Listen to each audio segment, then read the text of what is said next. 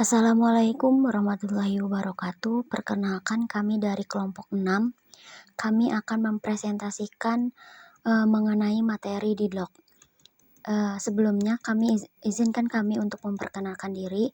Nama saya Siti Halimah, NPM 145.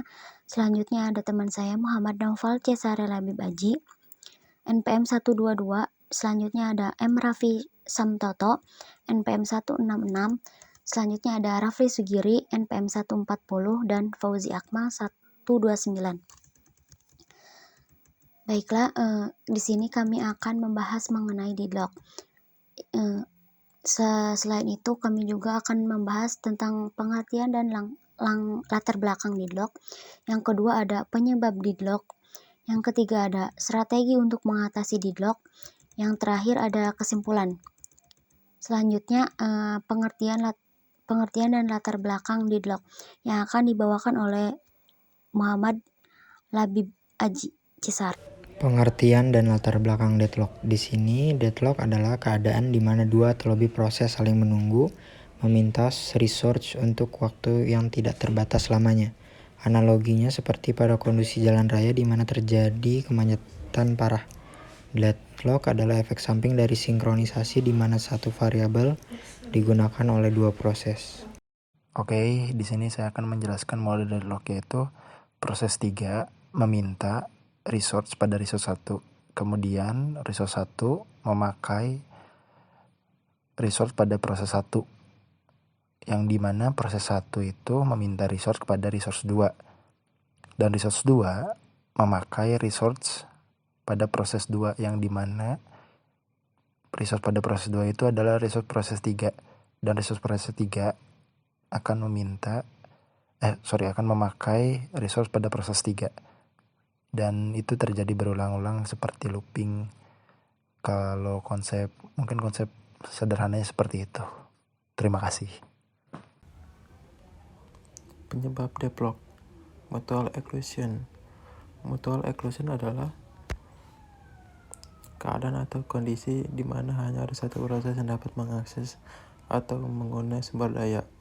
Hold and wait, yaitu beberapa proses saling menunggu sambil menahan sumber daya yang dimiliki. Circulus waiting terjadi ketika satu proses sedang menunggu sumber daya yang dipegang oleh proses kedua yang juga menunggu sumber daya dipegang oleh proses ketiga. Not preemption, dahulu oleh proses yang memegangnya. Selain itu, seluruh proses menunggu dan mempersilahkan hanya proses yang memiliki sumber daya yang boleh berjalan. Strategi mengatasi deadlock. Terdapat 3 strategi untuk mengatasi deadlock. Pertama ada prevention, yaitu memastikan paling sedikit satu penyebab deadlock tidak berlaku. Yang kedua ada avoidance, yaitu sistem menolak request terhadap resource yang berpotensi deadlock, yaitu menggunakan algoritma Banker. Yang ketiga ada detection and recovery, yaitu membiarkan deadlock terjadi lalu mendeteksinya, kemudian melakukan recovery menggunakan algoritma Ostrich.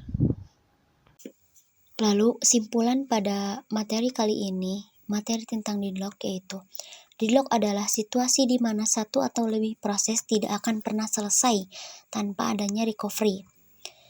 4 kondisi penting untuk deadlock yaitu ada mutual exclusion, yang selanjutnya ada hold and wait, dan yang ketiga ada circular wait, dan yang terakhir ada no preemption. Selanjutnya, deadlock bisa diatasi oleh berbagai strategi. Yang pertama ada prevention, yang kedua ada avoidance, yang ketiga ada detection, dan yang selanjutnya ada recovery. Terima kasih. Baiklah, sampai di sini penjelasan materi mengenai deadlock. Kurang lebihnya mohon maaf. Wabillahi taufiq wal hidayah. Wassalamualaikum warahmatullahi wabarakatuh.